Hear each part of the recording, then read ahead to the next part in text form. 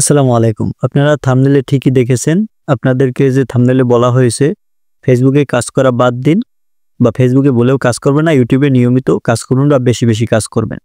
এটা বলার একটাই কারণ, সেটা হচ্ছে এখন যে বর্তমানে ফেসবুকের কনটেন্ট মনিটাইজেশন যে সিস্টেমটা চালু করেছে, এটা কিন্তু পাওয়া অতটাও সহজ না। এটা পেতে হলে কিন্তু আপনাকে প্রতিনিয়ত ভিডিও আপলোড করে যেতে হবে, তারপর রিলস ভিডিও আপলোড করতে হবে, তারপর পোস্ট করতে হবে। আর শুধু এগুলো আপলোড করলেই হবে না, এগুলো কিন্তু আপনাকে আপনার ভিডিওতে, তারপর রিলসে, তারপর আপনার পোস্টে এগুলাই কিন্তু ভালো পরিমাণে এঙ্গেজমেন্ট বা ভিউজ নিয়ে আসতে হবে। তারপরে কিন্তু আপনি আপনার কন্টেন্ট মনিটাইজেশন সে ফিচারটা অন করতে পারবেন। ফেসবুক একটা নাটক শুরু করে দিয়েছে, এই যে কন্টেন্ট মনিটাইজেশন পলিসি সিস্টেমটা যারা নতুন কাজ করবে তাদের জন্য কিন্তু অনেক কষ্টকর হয়ে যাবে। কন্টেন্ট মনিটাইজেশন এই সিস্টেমটা অন করা বা এই কন্টেন্ট মনিটাইজেশন এই ফিচারটা অন করা কিন্তু অনেক কষ্টকর হয়ে যাবে যারা নতুন ফেসবুক পেজে কাজ করবে।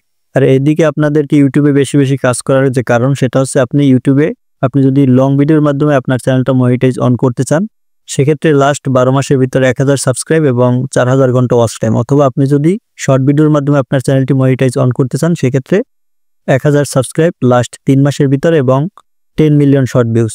এই দুইটা শর্তের যে কোনো একটা শর্ত পূরণ করেই কিন্তু আপনি আপনার ইউটিউব চ্যানেলটি মনিটাইজ অন করে সেখান থেকে ইনকাম করতে পারবেন। ইউটিউব চ্যানেলে মনিটাইজ অন করা কিন্তু ফেসবুক পেজের তুলনায় অনেক সহজ। আর সেই জায়গায় আপনি যদি আপনার ফেসবুক পেজে মনিটাইজ অন করতে চান, সেখানে যে শর্তগুলো পূরণ করতে হবে সেটা কিন্তু খুবই কষ্টকর। তারপরেও আপনাকে কিন্তু আপনার নিজের ভিডিও আপলোড করতে হবে। অন্যের ভিডিও আপলোড করে বা কপিরাইট ভিডিও আপলোড করে সেখানে কিন্তু মনিটাইজ অন করা কিন্তু খুবই কষ্টকর হয়ে যাবে ফেসবুক পেজের ক্ষেত্রে। আর এক্ষেত্রে আপনি আপনার ইউটিউব চ্যানেল যদি কাজ করেন, খুব সহজেই আপনার চ্যানেলটা মনিটাইজ অন করতে পারবেন।